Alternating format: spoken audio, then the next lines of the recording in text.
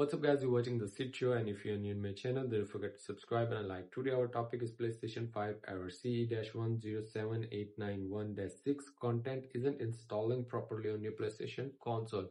So it's kinda your content or a game is not going to install on your console or a properly a corrupted file. Just here I'm going to share my screen on the left side, and here we are at the screen, and then simply here we are at the screen, and you simply just check your application is downloading or not. Here you get the downloading. If not downloading, you get the retry or failed.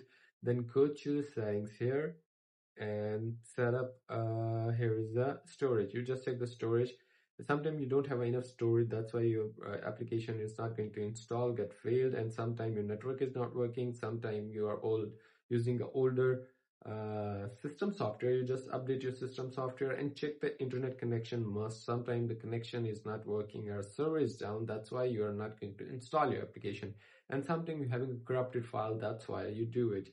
And here we go, you just restore license of the application, which one you're updating the DLCs or downloading or installing.